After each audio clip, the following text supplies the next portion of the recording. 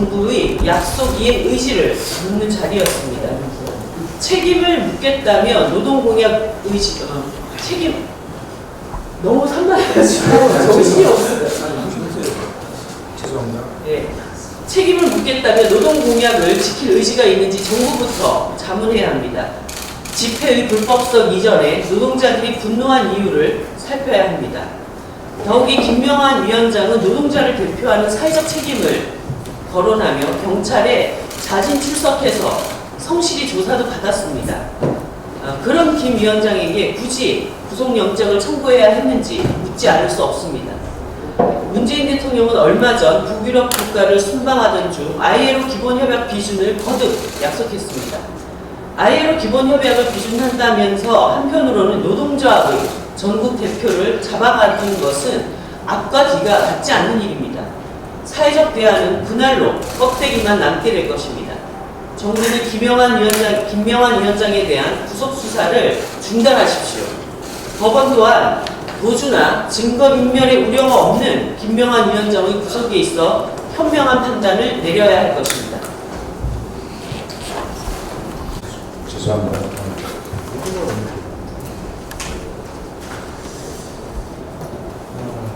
저도 역시 다시 강조하지 않을 수가 없습니다. 황교안 대표가 어제 부산 지역 기업인들을 만나 외국인 노동자에게 외국인과 동일하게 임금을 주는 것은 공정치 않다며 사실상 외국인 노동자에 대한 최저임금 적용을 주장했습니다. 외국인에 대한 차별 발언임은 물론이고 혐오를 조장하는 것이며 나아가 경제 시스템에 대한 이해 자체가 없는 무지한 발언입니다. 국무총리까지 지냈고 제1야당 대표를 하는 분의 인식이 이 정도라니 나라의 미래가 심히 걱정될 지경입니다. 황 대표 발언은 역지사지로 생각하면 우리나라 국민이 외국에 나가서 임금에 관한 법적 보호를 받지 못해도 어쩔 수 없다는 말입니다. 황 대표가 원하는 것이 진정 이런 것입니다. 세계 모든 나라들이 이렇게 다른 나라 국민들을 차별 대우하는 것을 막기 위해 국제노동기구 ILO 기본협약 111조가 생겨난 것입니다. 황 대표의 발언을 유럽연합 지도자들이 듣는다면 어떻게 되겠습니까? 당장 한국을 무역협상 제재 대상에 올려놓을 것입니다. 또한 외국인 노동자들에게 최저임금 적용을 제외하면 중소영세기업 사업주들이 외국인 노동자들을 더 쓰게 되어 외국인 저임금 노동자들이 노동시장에서 피해가 볼 우려가 커집니다. 과연 이런 것은 생각해보고 황 대표가 그런 말을 한 것인지 알 수가 없습니다. 지금까지 황교안 대표는 노동에 대한 뿌리 깊은 혐오와 비하를 보여주었습니다. 그간 민주노총에 보여준 과도한 비난이나 이번 외국인 노동자 임금차별 발언이 이를 잘 증명해주고 있습니다. 19일간 민생투쟁 대장정에서 떼우친 것이 바로 이것입니까? 최소한 기본이라도 알고 정치합시다. 대선 후보 나설 예정인지 다시 한번 묻고 싶습니다. 이상입니다. 저도 한 말씀 드리지 않을 수 없습니다.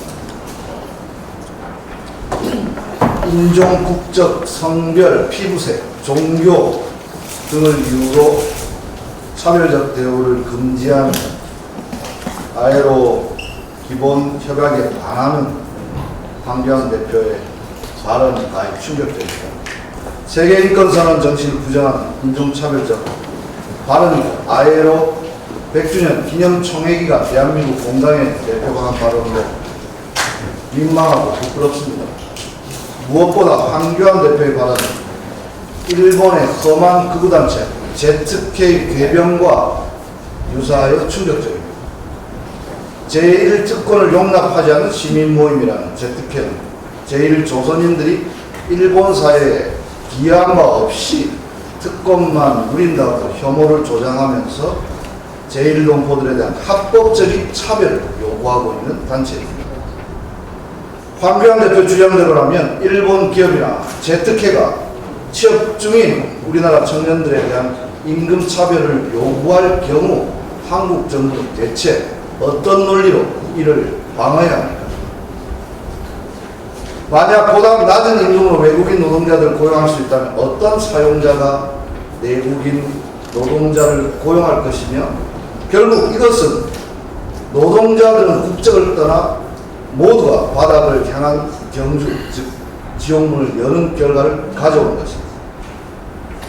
따라서 필라델피아 선언은 일부의 빈곤 전체 번영을 위협한다고 규정한 바 있습니다.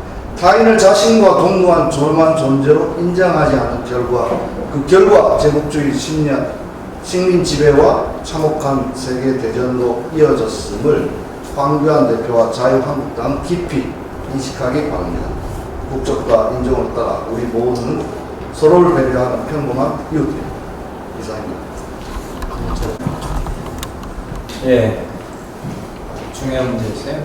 어제 또 한 번의 집배 노동자께서 돌아가셨습니다. 올해만 벌써 9번째입니다. 드릴 말씀이 없습니다. 연간 노동시간이 2,475시간이나 되는 최장의 노동시간을 줄이지 않으면 집배 노동자들의 과로사는 계속될 수밖에 없습니다. 집배원 증원만이 유일한 답입니다. 정부와 우정사업본부는 집배 노동자들의 과로사를 막기 위해 약속했던 2,000명 증원 약속을 당장 이행할 것을 촉구합니다. 특히 과기정통부가 그 전면에 나설 것을 촉구합니다. 네. 다 했죠? 그러면 정부 현안 점검